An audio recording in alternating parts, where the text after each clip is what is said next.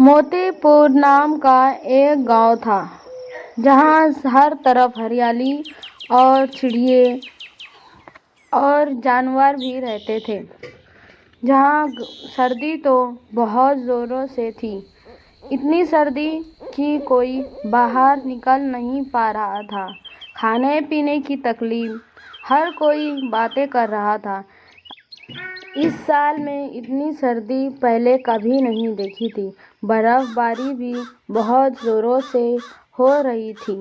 سب جلدی جلدی شام سے پہلے گھر کے اندر چلے جاتے تھے، سب مزدور اور کام کرنے والے، کیونکہ سردی کے مارے کچھ کام ہی نہیں کر پا رہے تھے۔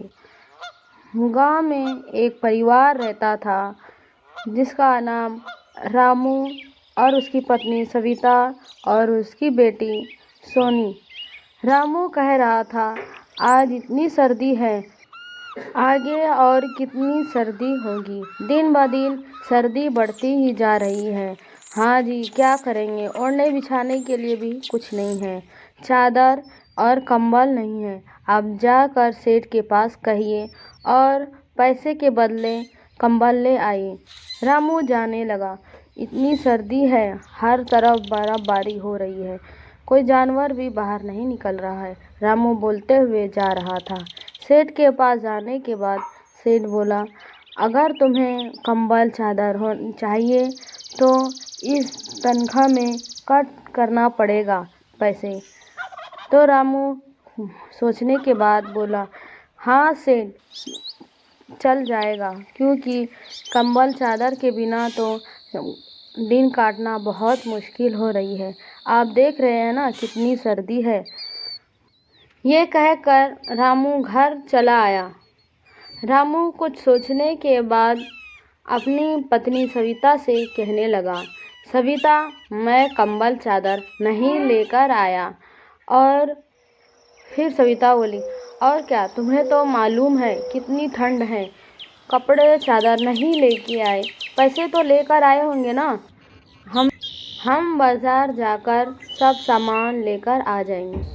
تو رامو بولا۔ کچھ سوچنے کے بعد وہ بولنا شروع کیا، میں تو کمبل چادر لے کر ہی آ رہا تھا، لیکن راستے میں ایک بوڑھی اماں ملی اور وہ تھرتھراتی ہوئی میرے سے کہہ رہی تھی، بیٹا کچھ کھانے کا ہے تو دے دو اور کمبل چادر بھی، اوپر والا آپ کی مدد ضرور کرے گا۔ اماں، آپ کے گھر میں کوئی بیٹا یا پوتا نہیں ہے، آپ اکیلے ہی ہو، اور کمبل چادر کا کیا، میں تو دے ہی دوں گا، ہے میرے پاس، لیکن آپ اتنی ٹھنڈ میں اگر باہر نکلو گی تو بیمار پڑ جاؤ گی اور آپ کے پاس دیکھ بھال کرنے کے لیے بھی کوئی نہیں ہوگا، ہے نا؟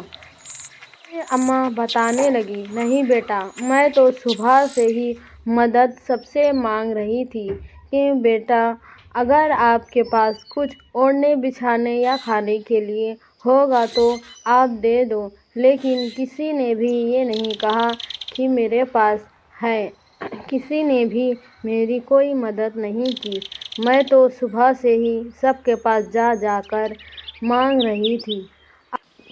اور میری ایک چھوٹی سی پوتی ہے، وہ بہت بیمار رہتی ہے، لیکن وہ مجھے کھانا پینا بنا کر دیتی ہے، اسی لیے میں اس کے لیے ہی چادر بستر مانگ رہی تھی۔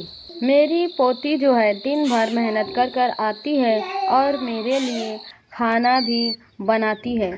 میرے پاس کچھ کپڑے ہیں، آپ یہ رکھ لو اور آپ اپنا خیال رکھنا، میں چلتا ہوں۔ رگھو نے سارا قصہ بتایا اور سمیتا سوچنے لگی۔ رگھو نے کہا، اسی لیے میں نے اس بوڑھی ماں کو سارا کپڑا دے کر آ گیا، کیونکہ ہمارے پاس تو اتنے ہیں۔ پھر سمیتا بولی، آپ نے بہت اچھا کیا، ہمارے پاس تو ہے، لیکن جس کے پاس نہیں ہے اسے بھی دینا ضروری ہے۔ آپ نے اچھا کیا، ایسے ہی غریبوں کی مدد کرنا چاہیے، اور مدد کر کر بھی بہت خوشی ملتی ہے۔